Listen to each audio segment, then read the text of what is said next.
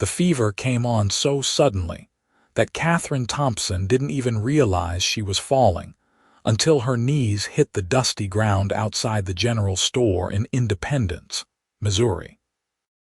When she opened her eyes again, the wagon train her family had joined was nothing but a distant line of white canvas disappearing into the western horizon. And the late summer sun of 1873 was already sinking low enough to paint the sky the color of dried blood. She pushed herself up on shaking arms, her head spinning so violently she had to close her eyes and breathe through her nose until the world stopped tilting.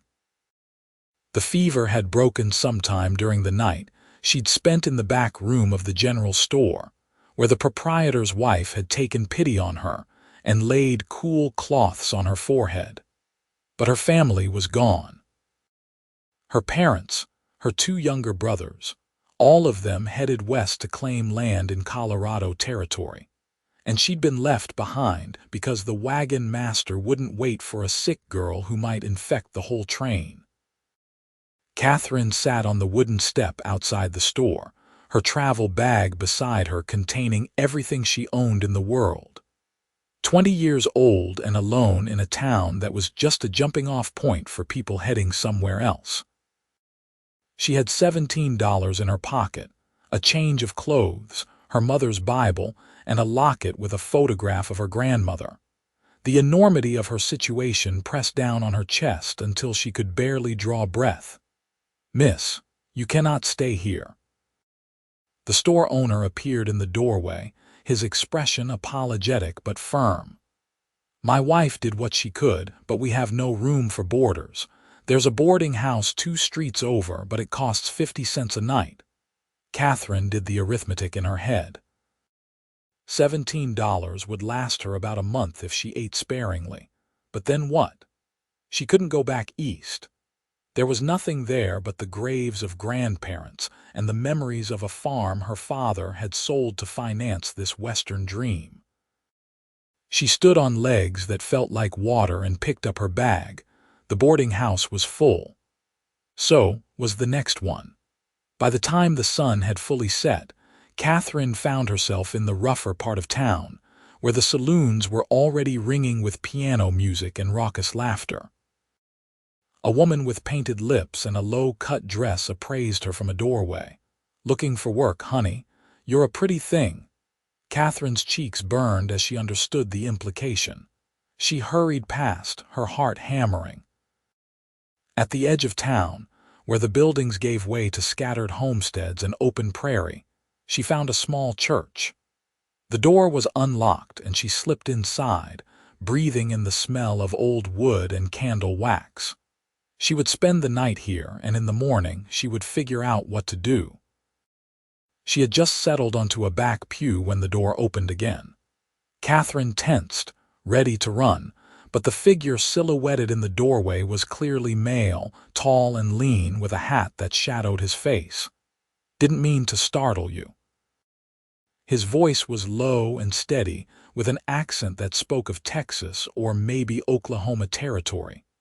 "Saw you come in here. It's not safe for a woman alone in this part of town after dark." "I'm fine, thank you." Katherine tried to sound confident, but her voice cracked on the last word. The man stepped inside, and in the dim light filtering through the windows, she could make out more details.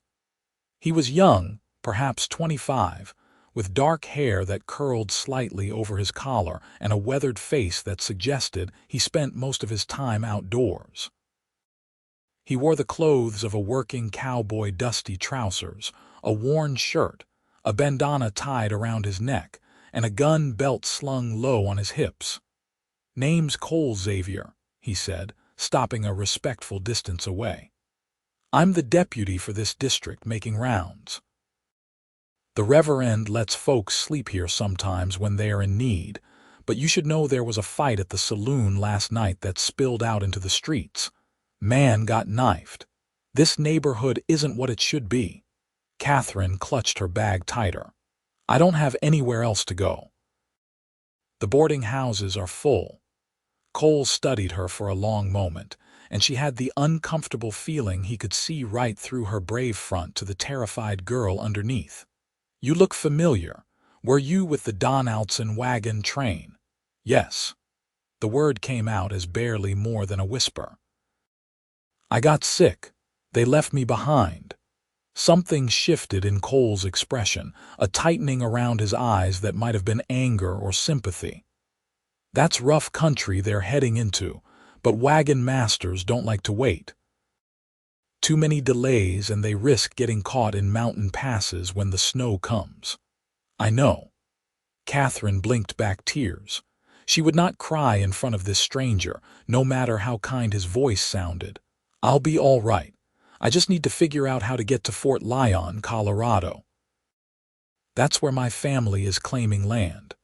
Cole removed his hat and ran a hand through his hair. "Fort Lyon, that's at least 3 weeks on horseback, longer in a wagon. You can't make that journey alone." "Then what am I supposed to do?" The words burst out of her, sharp with desperation. "Stay here and starve, or worse." She thought of the painted woman in the doorway and felt her face heat again. Cole was quiet for a moment, turning his hat in his hands. Then he said, "I'm heading that way. My contract as deputy ends in 2 days, and I've got family land near Fort Lyon that I've been putting off claiming. It's time I settled down, started ranching proper. You could ride with me." Katherine's heart leaped, then immediately sank. "I can't afford to hire a guide. I only have $17. I'm not asking for payment." Cole's voice was firm. "It's not right what happened to you. If you were my sister, I'd want someone to help her get home safe. I've got 2 horses and enough supplies for the journey. We'll travel the main roads, stay in towns when we can, camp respectable when we can't. I give you my word as a Christian man that I'll see you safely to your family." Katherine wanted to accept immediately, but years of her mother's warnings about strange men made her hesitate. "Why would you do this for someone you don't know?" Cole put his hat back on, and something in his face looked older than his years. "Because a few years back, my own sister got separated from her family on a trip to Kansas City. She was 16.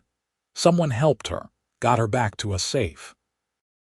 I figure I owe a debt to the world for that kindness. Let me pay it forward." The sincerity in his voice decided her. Katherine stood, her bag in her hands. "Then I accept your offer, Mr. Xavier, and I'm grateful. Call me Cole."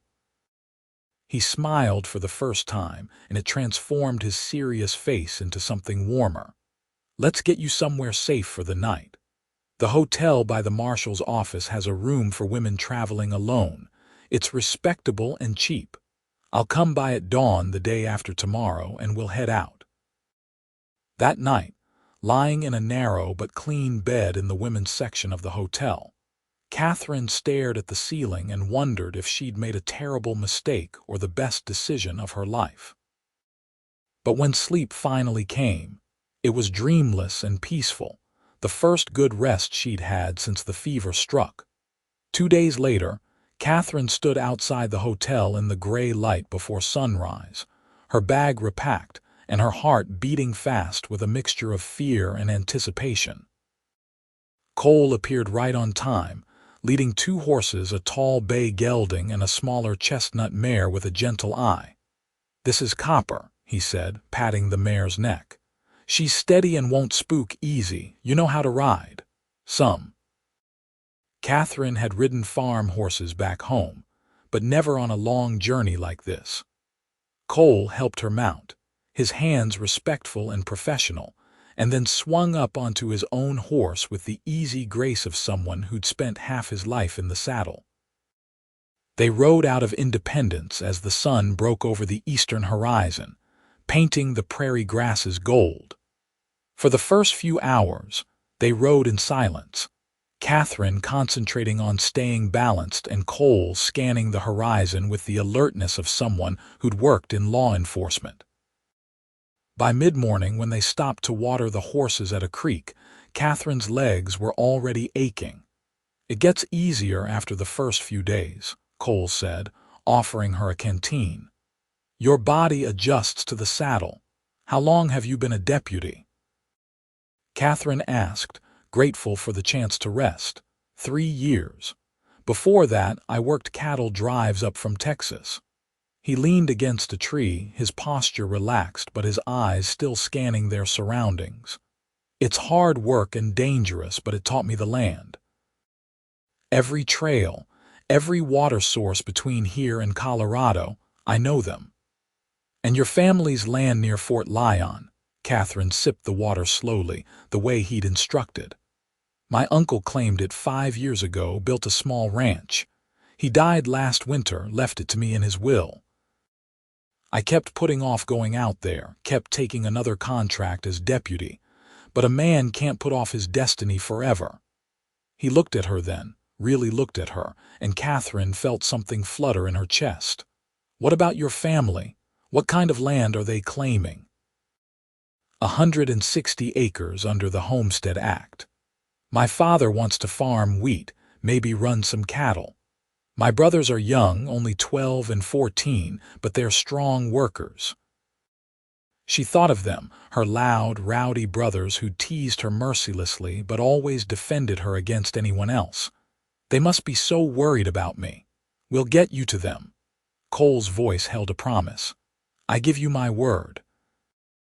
They rode on, and as the days passed, a rhythm developed between them.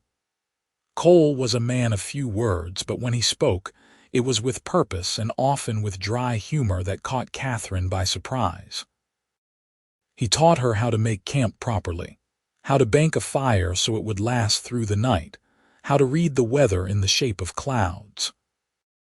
She learned that he was 24, that he liked his coffee strong enough to strip paint, that he had a habit of singing old hymns under his breath when he thought she wasn't listening.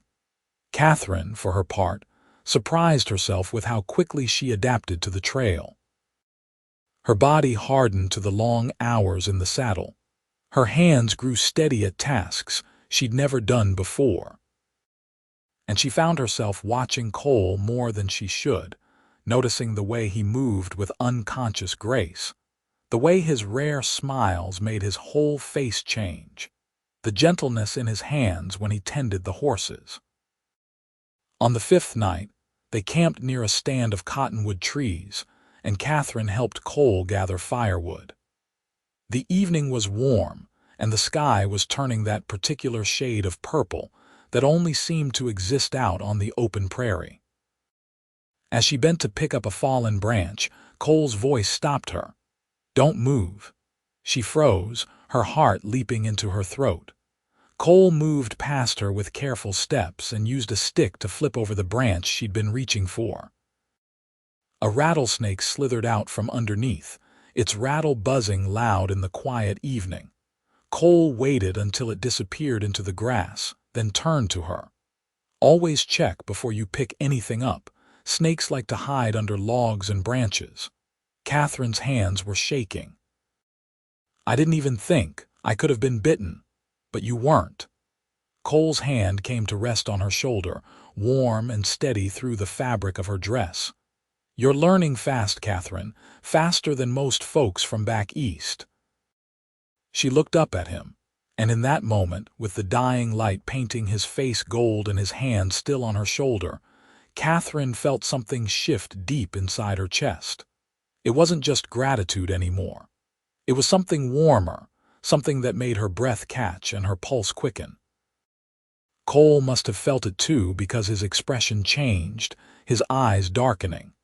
For a long moment they stood there, close enough that Katherine could see the flecks of amber in his brown eyes. Then he stepped back, clearing his throat. We should get that fire started. It'll be full dark soon. That night, lying in her bedroll on the opposite side of the fire from Cole, Katherine stared up at the stars and admitted to herself what was happening. She was falling for him. This quiet, honorable cowboy who'd offered to help a stranger with no thought of reward.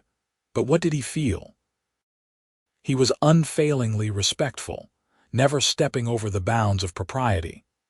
Maybe for him, this was simply a debt being repaid, nothing more. The next morning, they rode into a small town called Cottonwood Springs, Kansas.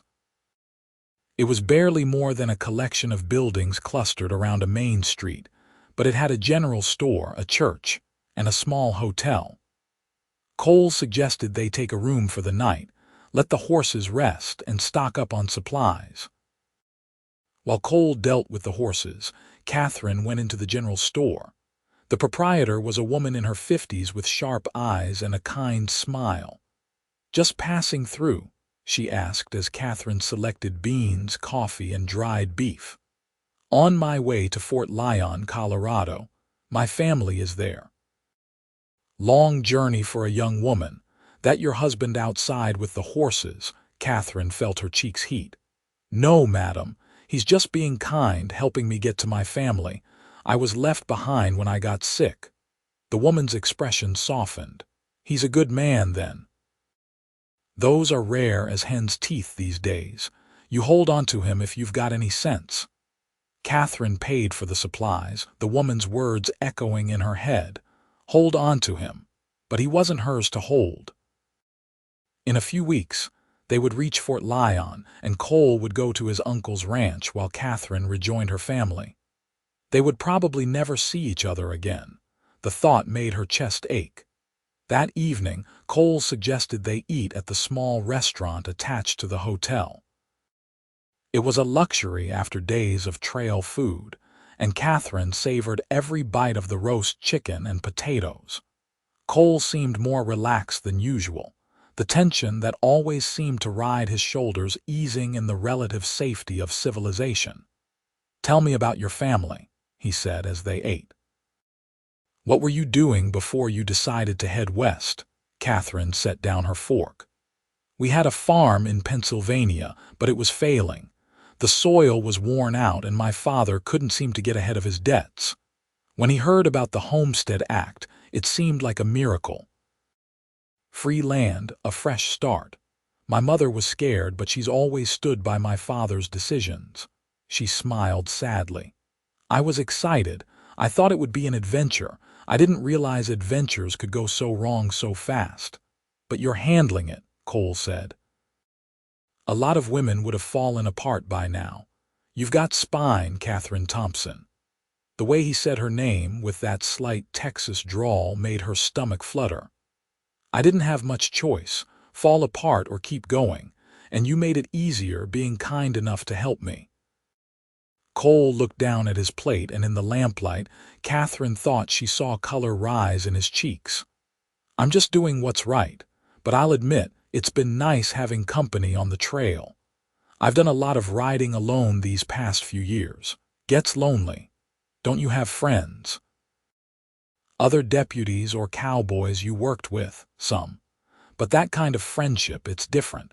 You work together, you trust each other with your life, but you don't necessarily know each other. Not really."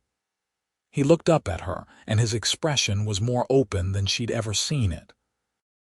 "I feel like I'm getting to know you, though. The real you.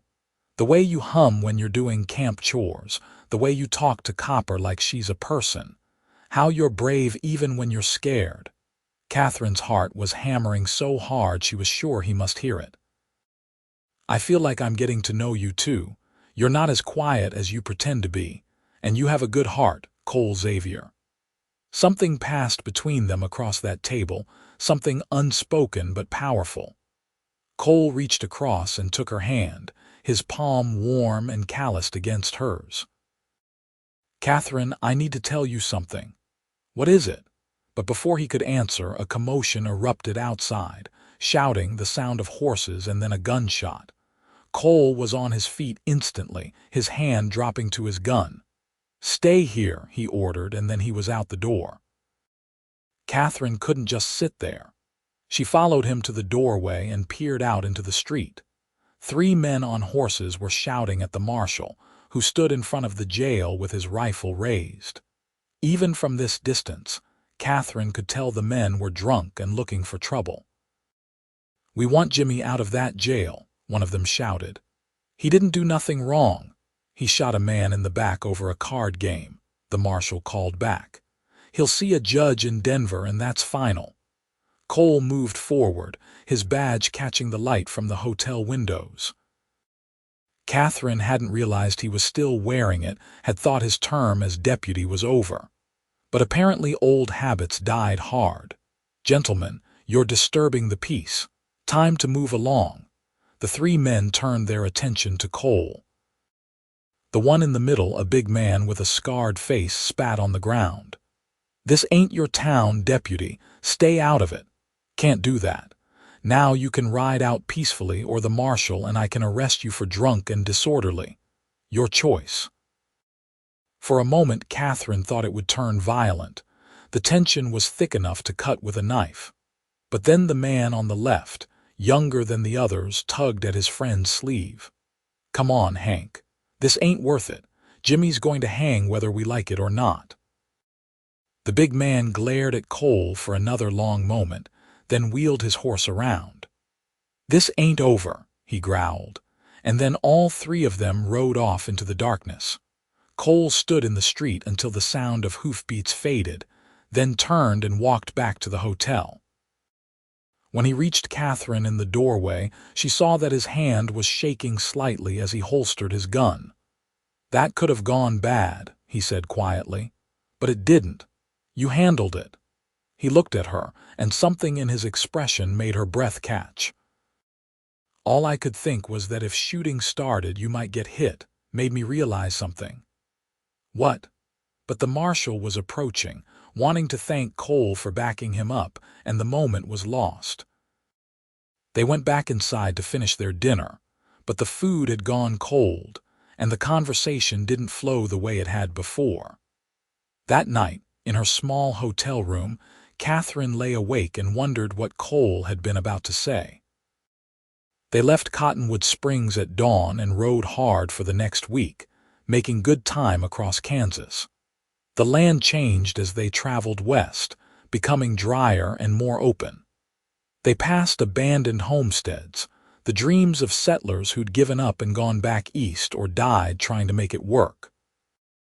They saw herds of cattle being driven north, great rivers of animals, and the cowboys who tended them. They rode through a thunderstorm so violent that they had to take shelter in a cave, sitting side by side as lightning split the sky and rain fell in sheets. During that storm, huddled together for warmth as the temperature dropped, Cole's arm came around Katherine's shoulders. She leaned into him, breathing in the scent of leather and horse and the soap he used to wash. When the storm finally passed and they emerged from the cave, neither of them mentioned it, but something had shifted again.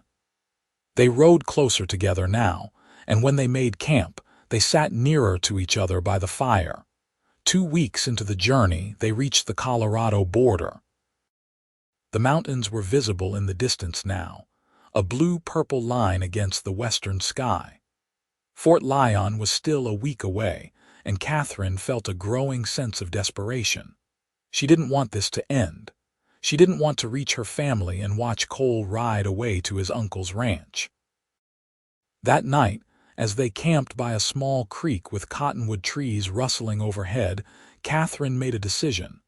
She had to know if Cole felt what she felt, or if she was imagining the connection between them. "Cole," she said as they sat by the fire after dinner. "In Cottonwood Springs, you said you realized something. What was it?" He poked at the fire with a stick, not looking at her. "Katherine, I don't want to make you uncomfortable." "You won't. Please tell me."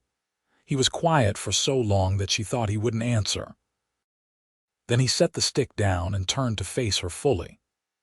"I realized that somewhere along this trail, helping you stopped being about paying a debt forward. It became about spending time with a woman who makes me laugh, who's brave and kind and so pretty it makes my chest hurt. I realized that the thought of you getting hurt scared me worse than anything has in a long time." Katherine's heart soared. "Cole, let me finish," he said, his voice rough. "I know I've got no right to say any of this. You're going to your family, and I'm just the cowboy who helped you get there. But I needed you to know, before we part ways, that these past weeks have meant something to me. You mean something to me." Katherine moved around the fire until she was sitting beside him, close enough that their shoulders touched. "What if I don't want to part ways?" His head snapped around, his eyes searching hers. "What are you saying?" "I'm saying that I've fallen in love with you, Cole Xavier. I didn't mean to, and I don't know when it happened exactly. Maybe it was when you taught me to read the clouds, or when you made me laugh with that terrible joke about the horse and the cowpuncher. Or maybe it was that first night when you offered to help a stranger for nothing but the sake of kindness. But it happened, and now I can't imagine my life without you in it." For a moment, Cole just stared at her, his expression unreadable. Then he reached up and cupped her face in his hand, his thumb brushing her cheekbone. "Katherine, are you sure? Because if you're sure, I need to kiss you right now, and once I do that, I'm never letting you go."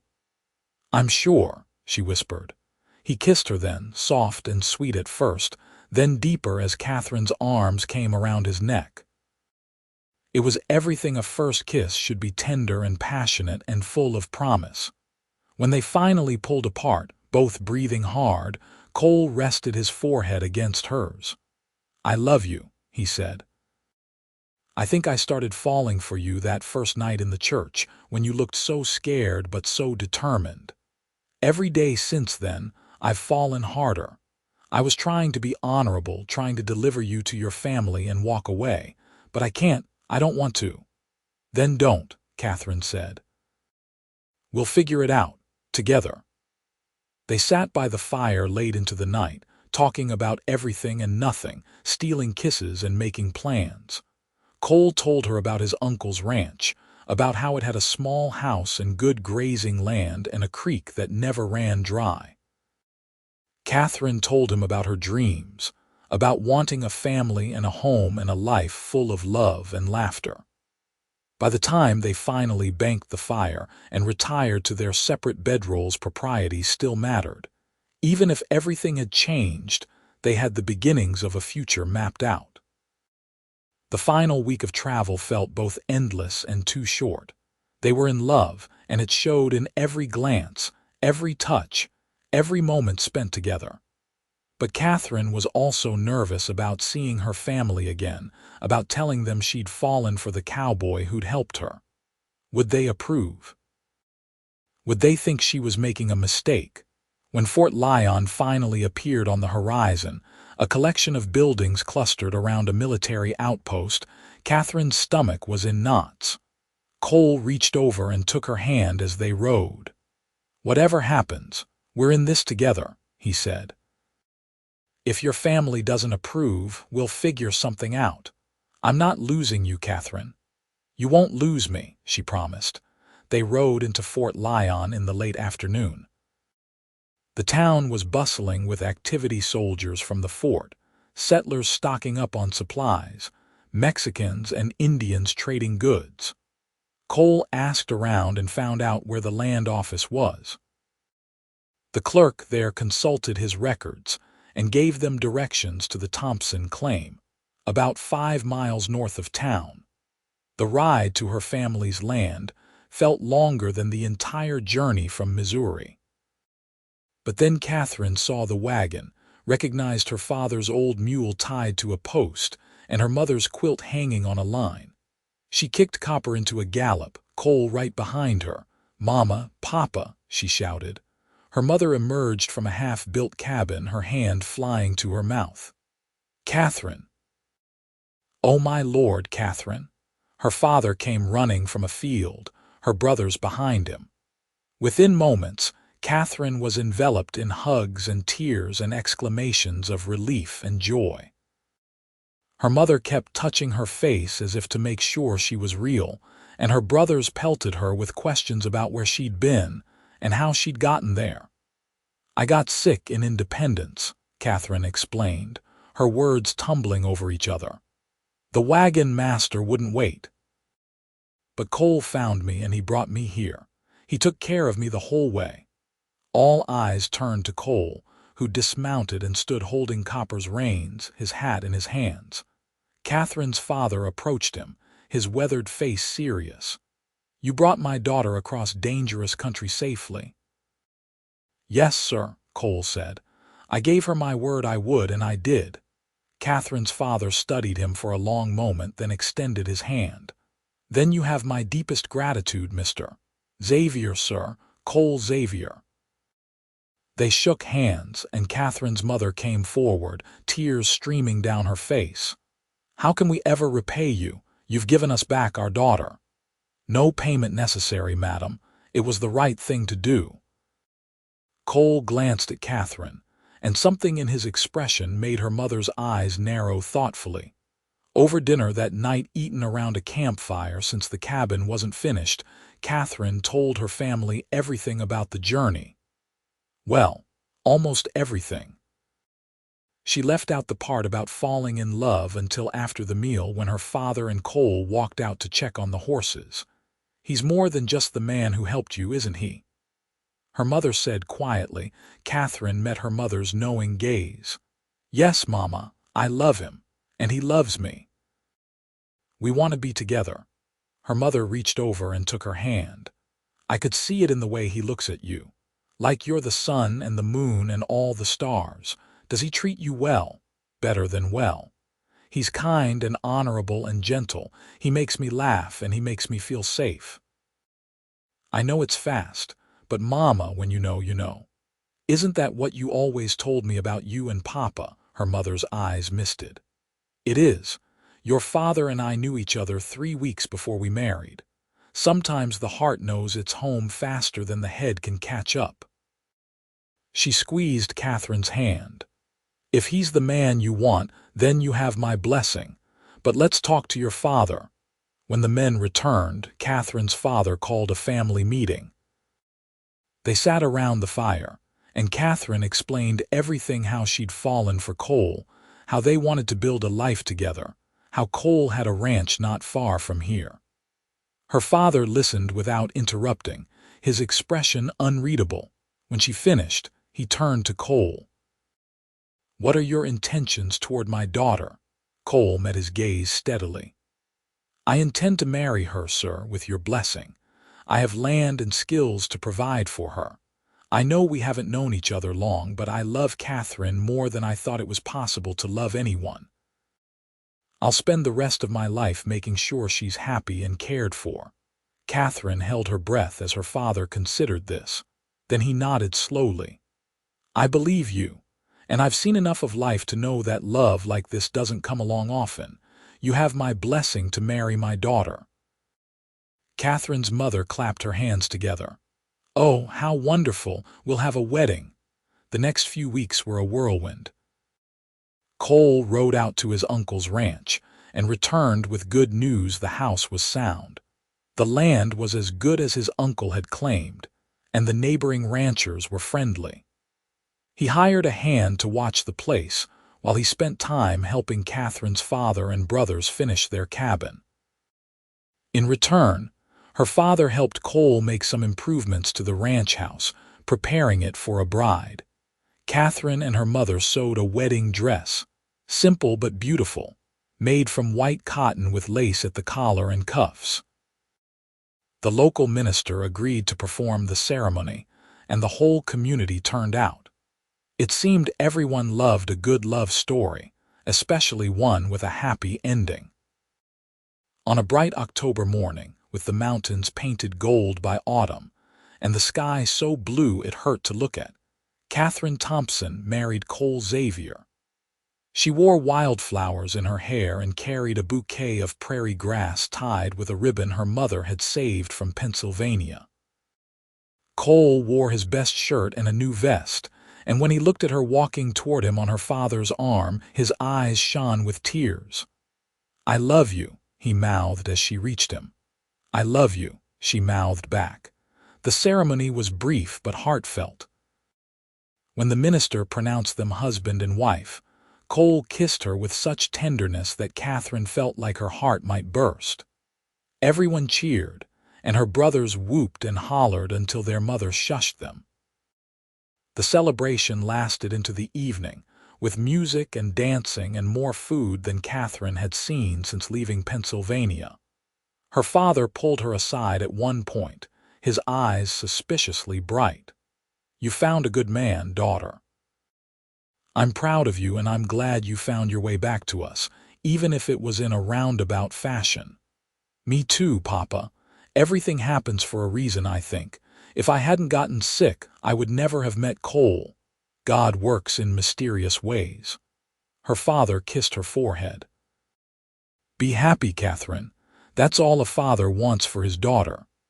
As the sun set, Cole and Katherine rode out to their ranch, to the house that was now their home. Cole carried her over the threshold, and Katherine laughed at the tradition even as her heart swelled with happiness. He set her down gently in the main room, which was furnished simply but comfortably. "Welcome home, Mrs. Xavier," he said. "Mrs. Xavier," Katherine repeated, trying out the sound of it. "I like that very much." That night, they lay together as husband and wife, and Katherine felt complete in a way she never had before. This was where she was meant to be, not in Pennsylvania, not even with the wagon train that had left her behind. Here, with this man who'd offered help to a stranger and found love along the way. The years that followed were full and good. Cole built up the ranch, breeding horses that became known throughout Colorado for their quality. Katherine kept a garden and learned to can vegetables, to cure meat, to make a home in this wild land. She helped with the ranch work too, discovering she had a talent for training horses. Their first child came a year after the wedding, a sturdy boy they named Charles, after Cole's father. He had his father's dark hair and his mother's determination. 2 years later, a daughter arrived, Josephine, sweet-natured and curious about everything. Then another son, Thomas, who was barely walking before he was trying to climb on horses. Katherine's family prospered too. Her father's wheat grew tall in the Colorado soil, and her brothers grew into strong young men who helped work the land. The two families visited often, celebrating holidays and birthdays together, helping each other through hard times and rejoicing in good ones. On their 10th wedding anniversary, Cole took Katherine up to the ridge overlooking their property. The ranch had grown to include several hundred acres, a proper barn, and hired hands who lived in the bunkhouse. Below them, they could see their children playing in the yard while Katherine's mother watched from the porch. "You remember that day in Independence?" Cole asked, his arm around Katherine's waist. "When I walked into that church and found you, how could I forget? It was the day my life truly began. I used to think I was doing you a favor helping you get west." Cole turned her to face him, his hands gentle on her shoulders. "But the truth is, you saved me. I was drifting, afraid to put down roots, afraid of failing at the ranch. You gave me a reason to be brave. You gave me a home." Katherine reached up and touched his face, this man who was her husband, her partner, her best friend. "We saved each other, and we built something beautiful together. That we did." Cole kissed her soft and sweet, the way he'd been kissing her for 10 years. "I love you, Katherine Xavier, today, tomorrow, and all the days after that. I love you too, Cole, always and forever." As they walked back down to the house hand in hand, their children's laughter ringing through the evening air, Katherine thought about that scared girl who'd been left behind in Independence. She'd thought it was the end of everything, but it had been a beginning. The beginning of an adventure, a love story, and a life more full of joy than she'd ever imagined possible. The ranch continued to thrive. By the time Charles was 15, he was working cattle alongside his father, already showing the same natural talent with horses. Josephine had her mother's way with the garden and had started raising chickens, selling eggs to the growing town of Fort Lyon. Thomas, at 12, was the family's daredevil, always finding new ways to get into mischief, but with such charm that no one could stay angry at him for long. Katherine's parents eventually handed over their farm to her brothers, who worked it together with their own families. Catherine's mother spent her later years surrounded by grandchildren, teaching them to quilt and telling stories about the old days in Pennsylvania.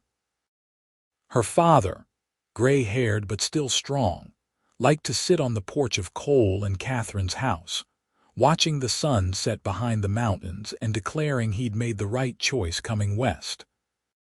On quiet evenings, when the children were asleep and the ranch work was done, Cole and Katherine would sit on their own porch, watching the stars appear one by one in the vast Colorado sky. They talked about everything and nothing, the easy conversation of two people who knew each other completely. Sometimes they sat in comfortable silence, Catherine's head on Cole's shoulder, his arm around her waist.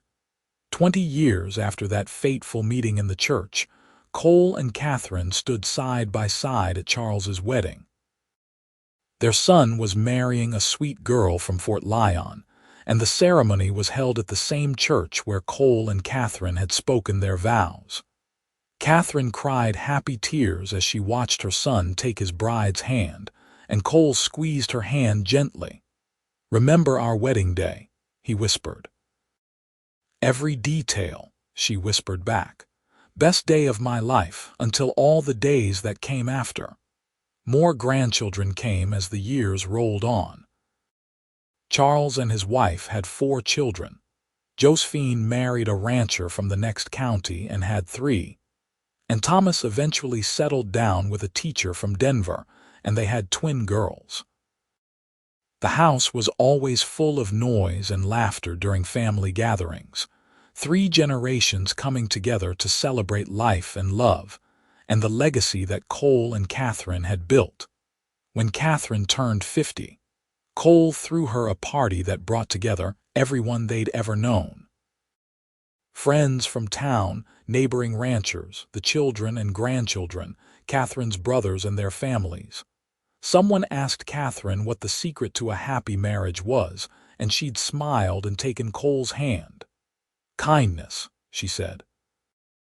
"And choosing each other every single day, not just on the wedding day. Also, marrying a man who offers to help a stranger because it's the right thing to do, that's a good sign of character." Cole had laughed and pulled her close.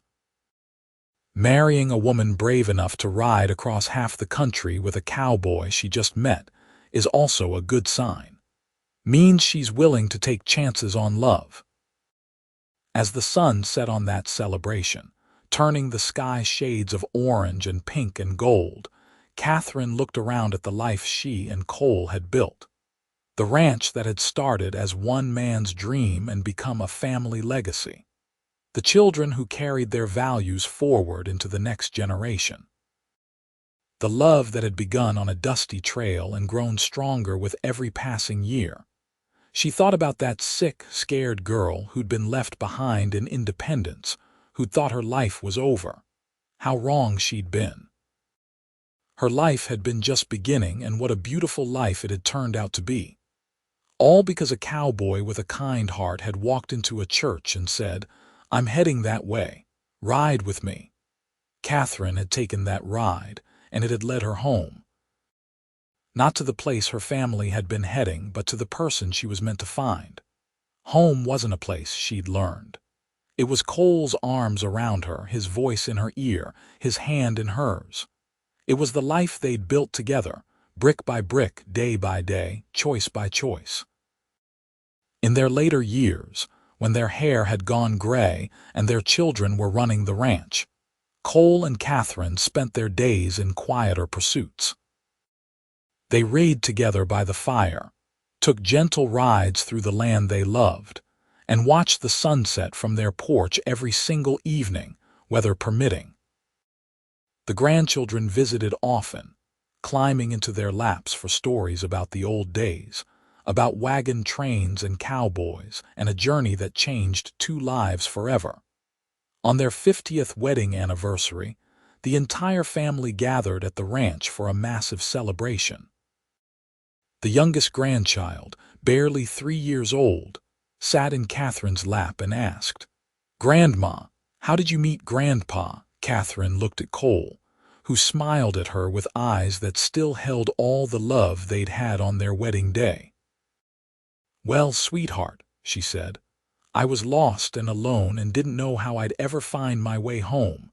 And then your grandpa came along and offered me a ride. It was the best decision I ever made, saying yes to that ride." "Second best," Cole corrected gently. "The best decision you made was marrying me," Katherine laughed, the sound as bright as it had been 50 years ago. "You're right. That was the best decision, but they're connected, aren't they? One led to the other."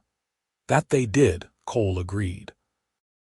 He leaned over and kissed her forehead, a gesture he'd repeated thousands of times over their 50 years together. "I'd do it all again, Katherine. Every mile, every moment, all of it." "So would I," Katherine said. "So would I." As the celebration continued around them, 3 generations of the family they'd created together, Cole and Katherine sat hand in hand and watched the sunset paint the Colorado sky in brilliant colors. They'd been through hard times and good times, through droughts and floods, through the heartbreak of loss and the joy of new life. Through it all, they'd had each other. The girl who'd been left behind had found her way home after all. Not to a plot of land in Colorado, but to a love that lasted a lifetime. And the cowboy who'd offered a simple kindness to a stranger had found his heart's home in the woman who'd taken a chance on him. Their story became a legend in the family, told and retold to each new generation. The tale of how Katherine was left behind when her family moved west, and how a cowboy said, "I'm heading that way, ride with me," and changed both their lives forever. It was a story of chance and choice, of kindness and courage, of a love that began on a dusty trail and lasted until the end of their days. Cole lived to be 83, passing peacefully in his sleep with Katherine beside him. She followed him 2 years later, and they were buried side by side on the ridge overlooking the ranch, under the endless Colorado sky they'd loved so much. Their children and grandchildren and great-grandchildren stood at their graves and remembered them not with sadness, but with joy.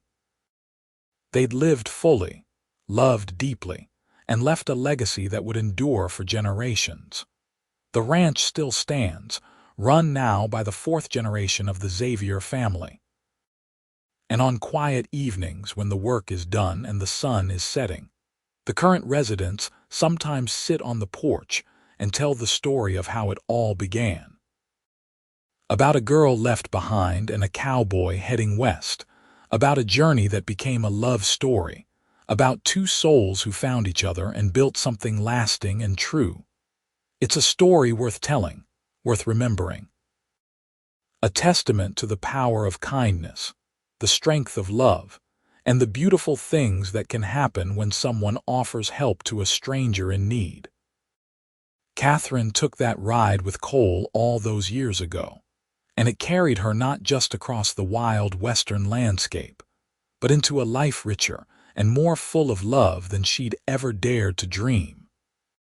And in the end, that's what every heart truly seeks, not just a destination, but someone to share the journey with, hand in hand, heart to heart, for all the days of their lives.